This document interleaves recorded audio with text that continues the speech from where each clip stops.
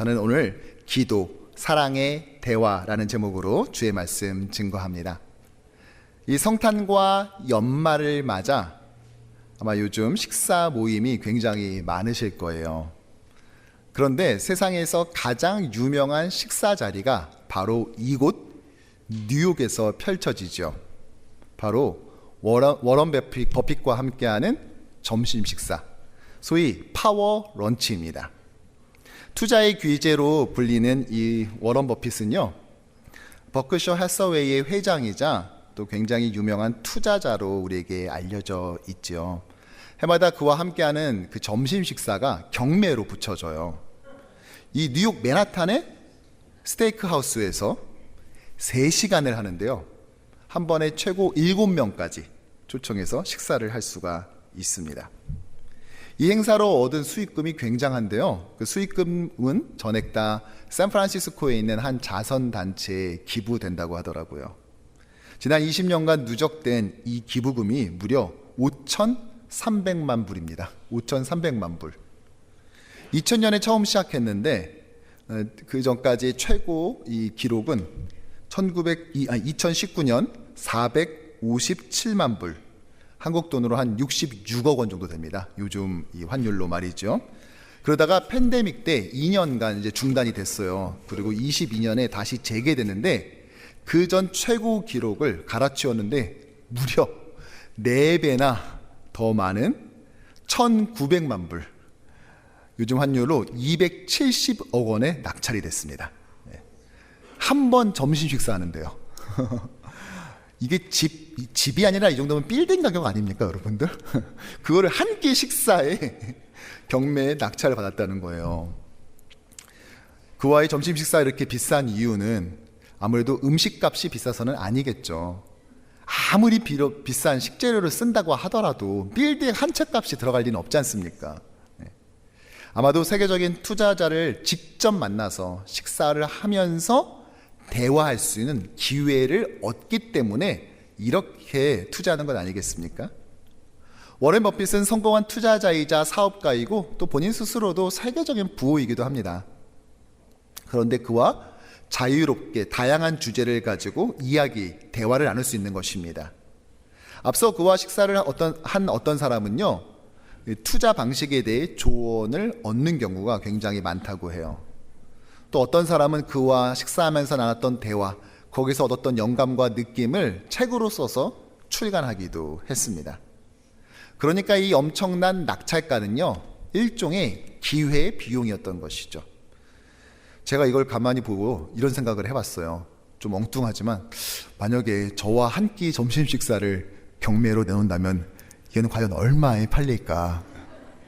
제가 얻은 결론은 아마도 제가 돈을 들이고 같이 식사를 하자고 해야 되는 것이 아닌가라는 생각을 해봤습니다. 그렇다면 여러분, 온 우주 만물을 만드시고 지금도 그것을 운영하시며 주인 되시는 하나님과의 한 끼 식사, 그러면서 그와 함께 대화하는 데는 우리는 얼마를 과연 지불해야 할까요? 지난 시간 우리는 영생이 단순히 영원히 산다라는 이런 사전적 의미가 아니라 새하늘과 새 땅, 즉 천국에서 누리는 것들을 의미한다고 살펴봤습니다. 원래 이 땅에서 만날 수 있는 게 아니에요. 그런데 예수께서 우리 안에 거하신다는 증거로, 또한 선물로 우리에게 허락됐다고 했지요. 그래서 우리는 치열한 이 이민의 삶을 살아가지만 그럼에도 불구하고 이곳에서 천국을 미리 맛볼 수 있는 것입니다. 바로 천국의 사고방식을 가지고 사랑을 선택하는 천국의 인격, 즉 예수의 성품을 닮아가며 우리의 모국어, 즉 죽이는 말이 아니라 사람을 살리는 천국의 언어를 구사하는 것이죠. 그리고 오늘 본문에서 사도 요한은 우리가 이 땅에서 미리 맛보는 천국의 또 다른 선물 하나를 소개하고 있습니다. 바로 기도입니다. 우리가 흔히 기도를 하나님과의 대화다 이렇게 말하곤 하지 않습니까? 그런데 그것은 단순히 이야기만을 나누는 것이 아니라 사랑의 대화입니다. 먼저는 하나님은 사랑이라 나와 대화 나누시는 그분 자체가 사랑의 본체이기도 하지만 또 이 대화를 가능하게 했었던 과정 하나하나가 모두 사랑으로 이루어져 있기 때문에 이것을 사랑의 대화다라고 말할 수 있는 것입니다. 그리고 이제 3일 뒤에 맞이하게 될 성탄과도 이것은 무관하지 않는 것이죠. 과연 기도는 어떠한 방식으로 우리에게 사랑의 대화일 수 있을까요? 바라기는 대강절의 4주차 또한 성탄 주일 예배로 드리는 우리 모두가 주님과의 참다운 대화, 이 기도가 단순히 오고 가는 대화를 나누는 것이 아니라, 그런 이야기만 나누는 것이 아니라 사랑으로 시작하고 사랑으로 가능했으며 오늘도 사랑으로 충만한 기쁨 가득한 그러한 시간임을 우리 모두가 깨달아서 다가오는 이 성탄이 더 깊은 기도, 더 깊은 주님과의 친밀한 사귐과 그 사랑의 대화로 가득한 우리 모두가 되기를 주님의 이름으로 간절히 축원합니다. 오늘 14절의 말씀은 이렇게 시작합니다. 함께 읽어볼까요? 그를 향하여 우리가 가진 바 담대함이 이것이니. 아멘. 요한일서 안에 이 담대함이라는 단어가 한 4번 정도 등장하더라고요. 그런데 그중 2번은요 예수의 재림과 연결되어 있습니다. 먼저 2장 28절을 보면은요, 그가 강림하실 때에 우리로 담대함을 얻어 그 앞에서 부끄럽지 않게 하려 함이라. 또 4장 17절에서는 이렇게 말하고 있는데요, 우리로 심판날에 담대함을 가지게 하려 함이니. 아멘. 이전에 살펴본 것처럼 예수의 재림, 다시 오심을 우리가 헬라어로 파루시아라고 했습니다. 그리고 담대함이 파레시아예요. 그러니까 이 일종의 워드 플레이를 한 거죠. 예수께서 파루시아 하실 때 우리는 파레시아 할 수 있다. 예수가 재림하실 때 우리는 담대할 수 있다라고 사도는 말했다는 것입니다. 어찌 보면 당연하죠. 다시 오실 예수님의 포지션이 무엇입니까? 바로 심판주예요. 온 인류를 그의 공의로운 재판대 위에 세운다고요. 왜 직장에서도 특별히 제가 잘못한 게 없더라도 특별 감사 기간이 되면 괜히 긴장이 되잖아요. 군대에서도 보안 점검이 나오면요 부대가 갑자기 숙연해집니다. 아무리 유능한 장교라 할지라도 이 보안 검열에서 문제가 지적이 되면 진급이 어려워지거든요. 그리고 제가 한국에서 목회했을 때, 이민교회에서는 그런 경우를 자주 못 만나지만 한국에서는요 가정의 어려움이나 기도 제목 중에 고부간의 갈등이 나올 때가 많아요. 많은 며느리들이 힘들어하는 것 중에 무엇이 있냐? 자기 결혼 생활의 위기 중 하나로 뽑는 것이 시어머니의 불신 검문이에요. 갑자기 불시에 예고 없이 찾아오시는 거예요. 그리고 그 중에서도 공포스러운 게 바로 냉장고 검열입니다. 냉장고를 딱 열면서 지난달에 가져다 주셨던 김치와 반찬이 얼마쯤 남아있는지 보는 거예요. 생각보다 많이 안 줄었네. 한 달 동안 밥을 굶지는 않았을 테고, 그럼 사 먹었다는 건데, 얘야 매월 소득이 뻔한데 이렇게 흥청망청 돈을 쓰면은 언제 돈 모아서 집 사니? 이런 말이 나오기 시작하는 거죠. 반찬 좀 덜 먹었다는 이유 하나만으로 흥청망청 돈을 쓰는 며느리가 되고, 그것을 시작으로 시작되는 일종의 이 여러 다양한 대화들이 시작되는 것입니다. 그래서 굉장히 두려워하더라고요. 아니, 사람 만날 때도 이렇게 두려울 때가 있는데 하물며 심판주로 하나님을 만날 때 우리가 얼마나 두렵겠습니까? 그러니까 요한 사도는 우리한테 미리 말한 거예요. 아니야, 너희들 하나님의 파루시아, 예수 그리스도의 파루시아, 재림을 두려워할 필요가 없어. 왜냐? 하나님은 우리에게 담대한 파레시아를 허락하셨거든. 우리에게 그날은 즐거운 날이야, 기대되는 날이야 라고 미리 말했던 것입니다. 이때 담대한 파레시아가 쓰여요. 그런데 나머지 2개는 어디서 등장하냐? 바로 여기서 등장하는데, 3장 21절과 22절의 말씀 함께 읽을까요? 사랑하는 자들아, 만일 우리 마음이 우리를 책망할 것이 없으면 하나님 앞에서 담대함을 얻고 무엇이든지 구하는 바를 그에게서 받나니. 아멘. 아멘. 어디서 사용돼요? 이 파레시아 담대함이. 네, 구하면 받나니 기도에서 사용됐습니다. 뿐만 아니라 우리가 읽은 이 5장 14절도 어떻게 사용됩니까? 그를 향하여 우리가 가진 바 담대함이 파레시아가 이것이니. 함께 읽죠. 그의 뜻대로 무엇을 구하면 들으심이라. 아멘. 기도입니다. 기도를 연결시키고 있어요. 우리가 기도할 때 하나님은 파레시아, 담대함과 연결시킨다고요. 우리가 기도할 때 이 파레시아를 의식하면서 이것을 근거로 기도하라는 것입니다. 아니, 우리가 기도할 때 어떠한 담대함이 필요할까요? 첫 번째는 이것입니다. 바로 우리의 기도를 들으신다는 거예요. 한번 읽어볼까요? 기도를 들으심. 14절 하반절 이렇게 나와 있습니다. 그의 뜻대로 무엇을 구하면 들으심이라. 아멘. 파레시아, 이 담대함은요, 두려움이 없다는 뜻도 있지만요, 이런 뜻도 가지고 있습니다. 주저없이 말하는 자유. 머뭇거리지 않고 멈춤 없이 말할 수 있는 자유. 우리는 죄인이기에 감히 하나님 근처도 가지 못하는 존재입니다. 그럼에도 불구하고 우리가 하나님 근처에 가는 것도 기적 같은 일인데, 심지어 하나님을 마주하고 그와 말을 거는, 대화가 가능한 놀라운 기적이 벌어졌어요. 기탄 없이 심지어 나의 속마음을 말하는 놀라운 역사가 이루어졌다는 것입니다.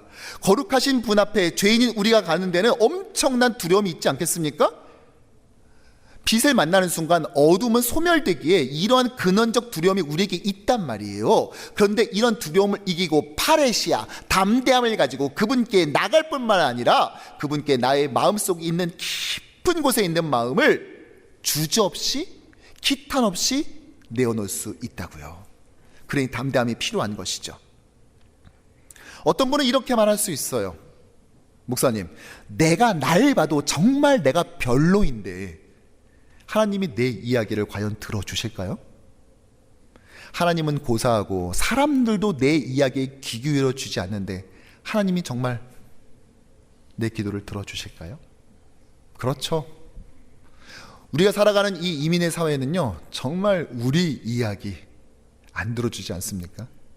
누구도 우리의 목소리에 귀 기울여 주지 않잖아요. 심지어 가족들조차도 내가 뭐라고 말해도 잘 들어주지 않아 속상해할 때 있잖아요. 제가 그렇다는 것은 아닙니다. 오해하지 마십시오. 우리가 이민사회를 살면서 내가 영어가 부족하니까 이렇게 하겠지 생각할 때도 있지만 꼭 그렇지만도 않습니다.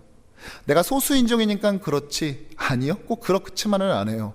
지금 죄로 인해 물든 이 땅은요, 다른 사람의 이야기를 들어줄 준비가 전혀, 그런 마음이 전혀 없어요.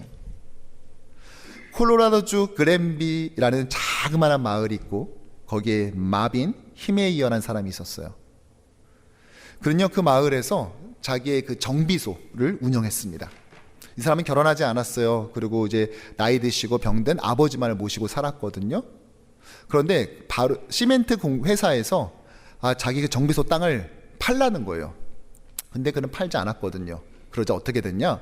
이 시멘트 회사가 이 자그만 시니까 시의회를 잘 설득을 해가지고 요 정비소를 둘러싼 나머지 땅을 싹 다 사들인 거예요. 그러니까 이 정비소로 올 수 있는 도로가 없어져 버리고 말았어요. 그런데도 이 마비는 포기하지 않았습니다. 그래서 큰 불도저를 하나 사가지고 자기가 직접 우회 도로를 내려고 했는데 오히려 시에서는요, 그에게 벌금을 부과했어요. 이유는 왜 하수관을 이어놓지 않았냐, 그리고 너 폐차 있던데 왜 차를 그렇게 세워놓느냐라는 이유였습니다. 그런데 수년간 한 번도 아무 말 하지 않다가 이제 와서 이런 타이밍에 이런다는 것은 뭔가 느낌이 오잖아요. 그래서 소송을 걸었지만 결국 패소했고 오히려 빚만 더 많이 지게 되었어요. 그리고 지역 언론에서는요, 이 마빈이 굉장히 이기적인 사람이라고 비난하고 우리 마을의 발전을 가로막는 장애물이다, 이렇게 기사를 쓴 거예요. 결국 사랑하는 사람과 헤어지게 되고 또 지역 주민들로부터 나쁜 평판을 받게 되었습니다. 결국 버티는 것을 포기하고 다른 회사에 이 정비소를 넘기기로 했어요. 대신 부탁을 합니다. 제가 좀 이걸 정리할 수 있도록 시간을 좀 줄 수 있냐고. 그래서 마음껏 시간을 쓰라고 했습니다. 그런데 그때부터 마비는 나오질 않습니다. 계속 이 정비소에서 뭔가를 뚝딱뚝딱 만들고요. 드디어 2004년 6월 4일 자기의 정비소에서 한 차량을 끌고 나왔는데 바로 저것이에요. 거대한 불도저, 일반 크기가 아니라 굉장히 큰 불도저인데 그 불도저를요 철갑으로 둘러버립니다. 이유를 갖고 나와서 제일 먼저 자신을 괴롭혔던 이 시멘트 공장을 부셔버려요. 가서. 그러고 난 다음에 하나하나 자기의 말에 귀닫아 버리고 자기를 들어주지 않고 오히려 모함했던 사람들의 집과 회사를 하나하나 찾아다니면서 하나하나 다 부수기 시작합니다. 경찰서도 찾아가서 부셨고요.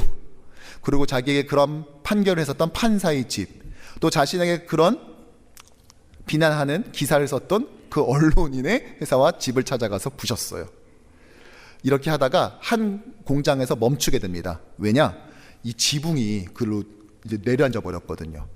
경찰이 총도 써보고 했지만 소용이 없었던 것이 철판만 있었던 것이 아니라 철판 안쪽에는 또 시멘트를 부었어요. 그러니까 총알이 뚫을 수도 없었고, 경찰이 용기 있게 그 위를 탔지만요 도저히 들어가는 문을 찾을 수가 없었던 거예요. 꼼짝달싹 할 수 없었던 그 상황에서 잠시 뒤에 한 발의 총성이 들립니다. 그리고 그 의미가 무엇인지를 모두가 알 수 있었어요. 더 이상 움직이지 않았거든요. 경찰이 저 불도저 안에 들어가서 그를 끝내려고 했지만 뜯는 데만 무려 12시간이 걸렸습니다. 왜요? 나중에 찾아봤더니요 처음부터 나오는 문은 없었어요. 저 안에 들어가는 순간 나올 생각이 없었던 것이죠. 그는 저기에 올라타는 순간 이미 자신의 끝을 이미 결정했던 것입니다. 이런 비극이 발생한 이유가 무엇입니까? 누구도 그의 말을 들어주지 않았기 때문에. 그의 이런 행동은 정당화될 수도 없습니다. 하지만 우리가 눈여겨봐야 될 것은 그는 백인이었어요. 우리가 소수인종이라서 차별받고 우리의 말을 안 들어주는 것 같지만 그렇지 않다고요. 그러니까 당연히 영어도 잘했겠죠. 여기서 태어난 사람이니까. 영어에도 아무 문제가 없었습니다. 심지어 그는 저렇게 완벽하게 자기가 뭔가를 만들어낼 수 있는 기술도 가지고 있었습니다.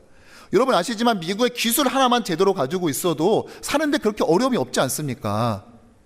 심지어 그는요 미국 군 출신이에요. 우리가 아는 것처럼 이 미국은요 군대를 갔다 오면은요 이 사회가 뭔가 존중해주고 배려해주고 하잖아요. 그는 우리가 못 가진 것들을 다 가졌지만 그럼에도 불구하고 그의 목소리에, 그의 억울함에 누구도 귀 기울여주지 않았습니다. 이것이 바로 이 땅에서 지금도 벌어지고 있는 일이라고요. 그런데 하나님께서는 오늘 우리에게 찾아와 이렇게 말씀하세요. 나는 그렇지 않아. 나는 그렇지 않아. 나는 너의 목소리에 귀 기울이고 경청할 모든 준비가 되어 있어. 나는 너와 이 사랑의 대화를 나눌 수 있는 모든 준비가 되어 있어. 내가 이것을 얼마나 고대하고 기다렸는지 몰라. 말씀하시는 하나님. 우린 요한일서의 거의 마지막에 다다라서 또다시 그런 하나님을 마주하게 되는 것입니다. 비록 우리의 더러움을 우리가 스스로 알고 있죠. 우리의 연약함, 차마 남이 알면은 더 이상 나랑 말을 걸지 않을까봐 두려움을 우리는 가지고 있습니다. 그런데 우리에게 히브리서 4장 16절은 이렇게 말하고 있습니다. 함께 읽지요. 그러므로 우리는 긍휼하심을 받고 때를 따라 돕는 은혜를 얻기 위하여 은혜의 보좌 앞에 담대히 나아갈 것이니라. 아멘. 은혜의 보좌는 하나님을 의미합니다. 우리는 하나님께 나아가서 우리의 필요한 은혜를 얻어야 되는데 그럴 수 있는 파레시아, 담대함을 가질 수 있다는 것입니다. 왜요?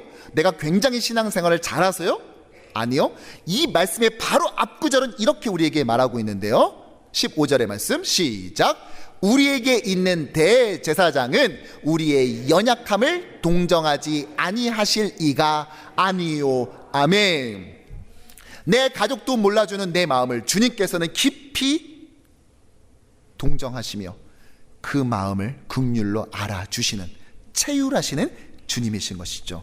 그러니까 우리는 그분께 나아가서 얼마든지 기도할 수 있는 것입니다. 아뢰 수 있는 것이에요. 이 사랑의 대화를 이제 우리는 시작해야 되는 것입니다. 뿐만 아니라 우리가 파레시아, 담대함을 가지고 주님께 나아가 기도할 수 있는 또 다른 단면은 무엇이냐? 바로 두 번째, 기도의 응답하심입니다. 함께 읽어보죠. 기도의 응답하심. 15절은 이렇게 우리에게 말하죠. 우리가 무엇이든지 구하는 바를 들으시는 줄을 안즉 시작. 우리가 그에게 구한 그것을 얻을 줄을 또한 아느니라. 아멘. 들으신다는 것은 응답한다는 것을 말해요. 그런데 우리가 우리 기도를 들으시는 걸 안즉, 또 우리 기도에 응답하실 것을 안다. 안즉 안다. 근데 두 개 모두가 현재 시제로 써 있습니다. 헬라어에서 현재 시제는요, 지속적 반복을 의미합니다. 무슨 말이죠? 어쩌다 내가 영적 컨디션이 좋을 날만 하나님이 응답하시는 건 아니에요. 오늘 큐티도 하고 예배도 나오고 말씀도 읽었네, 그래 오늘은 응답할게, 이게 아니라는 것입니다. 하나님은 우리가 기도할 때마다 우리의 기도를 들으실 뿐만이 아니라 그것에 응답하시는 분이라고요. 그래서 이 부분을 주의한 한 주석가는 이 부분을 이렇게 주의했어요. 하나님께서는 미결제 서류함을 가지고 있지 않는다. 하나님께는 미결제 서류함이 존재하지 않는다. 요한사도가 쓴 복음서에도 이렇게 말하고 있죠. 요한복음 15장 7절을 보면 너희가 내 안에 거하고 내 말이 너희 안에 거하면 무엇이든지 원하는 대로 구하라, 그리하면 이루리라. 아멘. 구하라, 그리하면 이룬다. 근데 이 말씀 어디 나와 있는 줄 아세요? 포도나무 비유에 나옵니다. 하나님은 농부, 예수님은 포도나무, 그리고 우리는 뭐다? 가지. 그분께 붙어 있을 때 우리는 비로소 열매 맺는다라는 본문에서 이 기도응답이 등장한다고요. 열매 맺음과 기도 응답을 연결하고 있습니다. 이게 좀 어색한 게요, 여러분, 우리가 열매하면 딱 떠오르는 게 뭐예요? 열심히 뭔가를 땀 흘리고 막 노력해서 얻는 무엇 아니에요? 운동선수가 막 남들 쉴 때도 열심히 막 연습하고 해서 결국 대회에서 좋은 성적, 열매를 거두었다. 남들 쉴 때 열심히 비즈니스에 매진하고 성실하게 일했더니 그 결과 비즈니스의 열매를 거두었다. 사역도 마찬가지죠. 사역도 열심히 막 했더니 사역의 풍성한 열매를 거두었다. 우리한테 이런 게 익숙하지 않냐고요. 땀 냄새가 물씬 묻어있는 바로 그게 열매 아니에요? 근데 오늘 요한복음 15장에 열매를 말하면서 땀 냄새가 전혀 등장하지 않습니다. 대신에 뭐가 등장하냐? 기도 응답이 등장하고 있다고요. 이게 무슨 일입니까? 기도 응답과 연결하는 이 포도나무 비유는요, 요한복음 15장 16절에 이렇게 나와 있어요. 함께 읽죠. 너희가 나를 택한 것이 아니요 내가 너희를 택하여 세웠나니 이는 너희로 가서 열매를 맺게 하고 또 너희 열매가 항상 있게 하여 내 이름으로 아버지께 무엇을 구하든지 다 받게 하려 함이라. 아멘. 자, 여기서 보십시오. 열매를 맺는다고 했어요. 열매를 맺어 너희가 구하면 다 받는다. 기도응답. 열매를 맺는 것과 기도응답. 자, 그런데 보세요. 열매를 맺는다는 건 뭘 의미해요? 신앙생활 열심히 하는 거예요?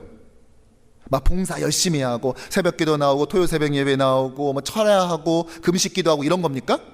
아니에요. 이 문맥을 보면은요, 요한복음 15장 12절을 보면 내가 너희를 사랑한 것 같이 너희도 서로 사랑하라라고 나와 있어요. 따라서 여기에서 문맥상 보건대 열매를 맺는다는 것은 다름 아니라 무엇입니까? 서로 사랑하는 것입니다. 주님이 우리를 사랑한 것 같이 우리도 형제 사랑하는 것, 이게 열매를 맺는다는 의미예요. 요한복음 15장에선 이게 열매를 맺는 거예요. 서로 사랑. 열매를 맺을 때 기도응답이 이루어진다고요. 자, 그러니까 이 절을 보면은요, 예수님이 나를 선택했다는 거예요. 내가 예수님을 선택한 게 아니라 예수님이 우리를 선택했다고요. 근데 너만 선택한 게 아니라 똑같은 방식으로 다른 사람도 선택했어. 그게 우리 지체들이죠. 그리고 열매를 맺어야 돼요. 그게 뭐예요? 이 지체들끼리, 예수님의 선택을 받은 자들끼리 서로 사랑하는 것입니다. 그러면 뭐로 이어져요? 이것이 기도의 응답, 구하면 이루리라로 이어진다는 것입니다. 사랑하는 성도 여러분, 우리가 지금까지 기도 응답의 장애물에 대해서 이야기할 때 자주 등장하는 것이 뭐예요? 기도할 때 의심했던 거, 또는 정욕에 쓰려고 구했었을 때 기도가 응답이 안 된다. 기도 응답의 장애물, 우리가 익히 알고 있지 않습니까? 그런데 또 하나가 있어요. 무엇입니까? 우리가 열매를 맺지 않는 것, 그게 무엇이에요? 서로 사랑하지 않는 것. 이것은 기도 응답을 막는 장애물인 것입니다. 하나님이 주기 싫어서 안 주는 것이 아니라 열매를 맺지 않아서, 즉 하나님이 우리를 사랑한 것 같이 우리가 서로 사랑하지 않았기 때문에 구했는데 이루어지지 않는 것이라고요. 그거 이루어지는 거 여러분도 원하시지만 하나님도 간절히 원하십니다. 그런데 우리가 그걸 막아선다니까요. 하늘부터 땅으로 이어지는 그 파이프를 우리가 잠가놨다니까요. 왜요? 열매 맺지 않았으니까. 서로 사랑하지 않음으로써. 따라서 형제 사랑은요, 단순히 가족이 화목해지고 교회 분위기가 좋아지는 정도가 아니라 기도라는 키워드를 넣어서 보자면 하늘로부터 임하는 하나님의 그 무한하신 자원이 예수의 이름으로 이 땅에 응답되게 만드는 파이프라인 같은 것입니다. 서로 사랑을 통하여 우리는 기도 응답을 이룰 수 있다는 거예요. 비록 내가 부족할 수 있습니다. 나 같은 거의 기도를 하나님이 정말 들어주실까? 하지만 여러분, 이 포도나무의 비유가 언제 등장하는 줄 아세요? 예수님이 체포되기 직전이에요. 이제 몇 시간 지나면 제자들이 자신을 배신할 것을 이미 알고 계셨어요. 그런데도 주님은 뭐라고 말해요? 내가 너를 선택했어. 너가 날 선택한 거면 내가 너한테 속은 거지. 그런데 내가 널 선택했다니까. 그러니까 이 결정은 결코 틀린 게 아니야. 비록 네가 몇 시간 뒤에 돌변하겠지만 그래도 내 이 결정을 나는 후회하지 않아. 이것은 맞는 거야. 그리고 내 선택을 믿어봐. 내가 널 선택했는데 너뿐만 아니라 또 다른 누군가도 선택했고 한 사람을 아버지라 부르는 형제로서 너희들을 연결했다. 그러니까 제발 나 좀 믿고 나의 선택을 믿고 서로 사랑해라. 그리고 형제 사랑을 통해 나는 너가 구하는 것을 반드시 이루어 줄 것이다. 형제 사랑과 기도의 응답은 이렇게 연결되어 있는 것입니다. 예수께서 가르쳐주신 기도문에서도 뭐라고 말하고 있습니까? 우리가 우리에게 죄 지은 자를 사하여 준 것 같이 우리 죄를 사하여 주옵시고. 아멘. 그러기에 사도는요, 여기서 오늘 본문을 끝내지 않고 바로 다음 절에 이렇게 말하고 있는데요, 두 가지 죄를 우리에게 소개해요. 두 가지 죄. 하나는 무엇이냐? 사망에 이르지 않는 죄. 또 하나는 사망에 이르는 죄입니다. 그리고 이 두 가지 죄에 대해서 다르게 대처하라고 말해요. 이 두 가지 죄를 짓는 사람을 보면은 다르게 대처하래요. 자, 먼저 사망에 이르지 않는 죄에 대해 살펴보죠. 16절의 말씀 함께 읽겠습니다. 누구든지 형제가 사망에 이르지 아니하는 죄 범하는 것을 보거든 구하라, 기도하래요. 그리하면 사망에 이르지 아니하는 범죄자들을 위하여 그에게 생명을 주시리라. 아멘. 어떤 죄는요, 형제가 분명히 잘못한 죄가 있어요. 근데 그 죄는요, 사망에 이르지 않는 죄예요. 즉 회개할 수 있는 죄라는 것이에요. 그 자를 위해서는 아우 너 죄졌어 하면서 멀리하지 말고 그를 위해 기도해 주래요. 그러면 그가 다시 회복될 수 있다는 거예요. 서로 사랑하라는 것입니다. 반면 모든 죄가 용서받을 수 있는 건 아니에요. 16절 후반절에 보면 이런 말씀도 나와 있습니다. 시작. 사망에 이르는 죄가 있으니 이에 관하여 나는 구하라 하지 않노라. 뭐예요? 그를 위해서 기도하지 말라는 거예요. 기도할 필요 없다는 거예요. 굉장히 단호하고 충격적으로 다가오죠. 아니 도대체 어떤 죄이길래 그를 위해서 기도도 하지 말라고 할까요? 이 사망에 이르는 죄의 정체는 과연 무엇입니까? 여기에 대해서 다양한 주장이 있습니다. 어떤 사람은 배교 행위를 말한다. 주님을 떠난 거다. 또는 고의적으로 지은 범죄를 말한다. 아니면 우상 숭배나 간음처럼 심각한 죄를 말한다. 또 어떤 사람은 천주교에서 말하는 소위 seven deadly sins, 7죄종이라고 하죠. 교만, 인색, 시기, 분노, 음욕, 탐식, 낙태, 이 7가지 죄를 말한다라고 말해요. 하지만 우리가 아는 것처럼 베드로는 주님을 배신했을 뿐만이 아니라 그분을 저주까지 했음에도 나중에 회개하고 용서받았을 뿐만이 아니라 사도로서의 사명을 감당하잖아요. 따라서 이 죄는 무엇을 말합니까? 요한일서를 보면은요, 문맥상 고려하면 전혀 어렵지가 않습니다. 여러분, 지금까지 사도가 계속해서 반복적으로 경계하고 있는 어떤 세력이 있죠. 무엇이죠? 바로 영지주의자들, 예수님의 신성을 부인하는 자들이었죠. 2장에서 그들을 가리켜 예수님의 그리스도 되심을 부인하는 자들이고 적그리스도라고 규정하죠.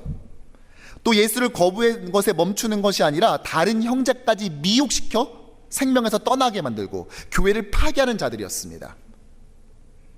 그래서 이토록 형제 사랑을 계속해서 강조해온 요한 사도임에도 불구하고 이들을 향해서는 우리에게서 나갔으나 우리에게 속하지 않은 자들이라고 딱 말하잖아요. 실제로 보세요. 오늘 우리가 읽은 이 본문에서도요, 요한 사도는 사망에 이르지 않는 죄를 지은 사람들은 형제라고 말해요. 그런데 오늘 이들에 대해서는 형제라는 단어를 쓰지를 않습니다. 사실 이 사망에 이르는 죄, 하마르티아 프로스 나나톤이라는 말을 정확하게 번역하자면 이겁니다. 사망을 향하게 하는 죄.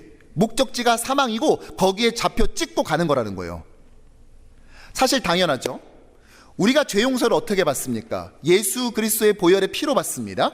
그런데 그 예수를 거부하는데 어떻게 죄 용서를 받을 수 있습니까? 생명이신 예수를 향해 가는 것이 아니라 사망을 향해 가는 철로 위에 올라서서 힘차게 달려가고 있으니 종착지가 사망인 건 당연하다는 말이에요, 지금요. 따라서 오늘 본문의 핵심은요, 용서받을 수 없는 죄가 아니라 용서받지 못하는 상태에 있는 것입니다. 죄 때문이 아니라 그 죄에서 돌아서지 않기 때문에 사망하게 되는 것이죠. 그래서 오늘 사도는 17절에서 이렇게 결론을 맺습니다. 함께 읽죠. 모든 불의가 죄로 돼 사망에 이르지 아니하는 죄도 있도다. 아멘. 무슨 말이에요? 모든 죄가 사망에 이르는 건 아니야. 무슨 말이에요? 회개가 가능한 죄가 있어. 따라서 예수를 거부하고 그의 구원자 믿기를 완강히 정하는 게 아니라면, 이단들이 아니라면 우리는 그 사람이 회개를 위해서 함께 기도하고 품어주고 같이 가야 된다라고 말하고 있는 거예요. 이 말을 반어법으로 역설적으로 이렇게 표현하고 있는 것이라고요. 사랑하는 성도 여러분, 우리 자신이 하나님께 나아갈 수 없었음에도 불구하고 하나님의 이 말도 안 되는 사랑을 통하여서 우리는 그분께 나아가고 우리의 마음을 아랠 뿐만이 아니라 우리의 기도에 응답하시는 놀라움을 얻게 되었습니다. 믿으십니까? 그렇다면 우리는 형제사랑 열매 맺음을 통하여서 응답을 계속 이룰 뿐만이 아니라 한 가지 더 해야 될 일인데, 그것은 바로 주님과의 이 식탁, 주님과의 이 대화에 또 다른 누군가를 초대해야만 된다는 것입니다. 워렌 버핏의 이 특별한 점심 식사에는요, 최대 인원 7명이 함께 할 수 있어요. 내가 그걸 경매로 낙찰받으면 7명까지 할 수 있다니까요. 근데 너무 아깝지 않아요? 이왕이면 우리 부모님도 좀 만나서 기념사진도 좀 찍게 하고 싶고, 우리 애도 좀 같이 데리고 와서 좀 이렇게 이야기하면서 꿈도 좀 크게 꾸고 막 뭐 이런 게 하고 싶고, 지금 맨날 투자만 하면 실패하는 내 친구도 내랑 제일 친한 친구인데 얘도 좀 와서 야 좀 얘기 좀 들어봐. 그렇게 사업하니까 계속 망하는 거야. 좀 들어봐. 이렇게 해주고 싶은데 딱 7명이에요. 빌딩 한 채 값을 줬는데 7명 식사할 수 있다고, 그것도 3시간. 우리가 미국에서 자녀들과 싸우게 되는 몇 가지 원인 중에 하나가 뭐예요? 한국에선 혼주가 여러분들이지만 미국에선 아니잖아요. 여러분들도 아이들한테 결혼식에, 자녀 결혼식에 초대할 수 있는 인비테이션을 허락받아야 되잖아요. 그래서 애들하고 싸우지 않습니까? 아빠한테 7개밖에 못 줘. 7장밖에 못 줘. 그래서 야, 좀 더 줘. 나 목사님도 부르고 초대해야 돼. 아니, 내가 결혼을 하는데 왜 아빠 친구들이 와야 돼? 내 친구들이 와야지. 좌석이 한정돼 있는데. 애랑 이것 때문에 싸우잖아요. 그렇죠? 네. 워렌 버핏과의 이 식사도 마찬가지예요. 7명밖에 안 돼요. 최고. 하지만 사랑하는 성도 여러분, 만물의 주인 되신 우리 주님과의 이 사랑의 대화는요, 제한을 두지 않습니다. 인원수를 제한하지 않아요. 주님은 아직도 이 대화에 참여하기를, 주님의 이 식탁의 교제에 참여하기를 원하는 자들이 아직도 있습니다. 물론 주님의 완벽한 숫자는 알고 계시겠죠. 그러나 우리는 모르기에 오늘도 찾아 나서면서 그들에게 주님과의 대화가 얼마나 아름답고 소중한지를 나눔으로써 그들 역시 이 대화에 참여하도록 초청해야 한다는 것입니다. 사진을 보여주실까요? 지난주 수요일날 우리는 성탄 전야 예배로 드렸어요. 전야 예배이기 때문에 본당에 형광등을 다 끄고 불을 켜고 우리가 촛불을 켜고 예배를 드렸거든요. 들어오실 때 초를 하나씩 다 나눠드리고 대강절 초를 가지고 50몇 분을 나오라고 해서 그 초에 빛을 나눠드리고, 또 돌아가셔서 이분이 저분에게, 이 사람이 저 사람에게 자신의 초의 빚을 나누어 주었죠. 요한 1서에도 그렇고 요한 복음에서도 말했듯이 이 땅에 생명의 빛으로 오신 그 아기 예수, 그분의 빛이 점점점 퍼져나가는 것을 우리가 함께 눈으로 보고 체험하는 소중한 시간이었습니다. 마치 그런 것처럼 우리 역시 주님과 이 사랑의 대화 가운데 누군가를 초대해야만 하는 것입니다. 그래서 오늘 여러분께 나가실 때요, 교회 달력을 준비했는데 좀 특별하게 준비를 했어요. 이게 내년도 우리 교회 달력입니다. 여러분 너무 이쁘죠? 네, 이쁘게 준비됐습니다. 여러분은 이걸 가져가시고요. 그런데 어떤 거는요, 이렇게 담겨져 있는 게 있어요. 교회 봉투에. 이것은 여러분들 주님과의 대화가 필요한 이웃들에게 건네는 것입니다. 여기에 봉투에 이렇게 적어봤어요. 당신의 새해를 진심으로 응원하고 축복합니다. 성탄을 맞아 예수 그리스도의 은혜와 평강이 함께하길 기도합니다. 뉴욕 효신 장로교회. 어쩌면 이것을 나눠야 될 사람이 뉴저지나 롱아일랜드에 사는 교회 안 다니는 내 자녀일 수도 있고, 시험에 들어서 신앙생활을 중단한 직장 동료일 수도 있습니다. 그가 누구든지 간에 우린 그에게 찾아가서 예수께서 내미시는 이 사랑의 대화 가운데 우리는 초대해야 할 것입니다. 이 다가올 성탄 감사 예배는 바로 우리끼리의 기쁨이 아니라 주님과의 대화가 더 풍성해지고 더 많은 자들이 이 대화의 기쁨을 누리는 주님과의 이 참다운 사귐, 참다운 코이노니아 가운데로 거하는 기쁨으로 물들여져야 한다는 것이죠. 그러므로 우리 옆에 있는 분들과 함께 이렇게 인사해 볼까요?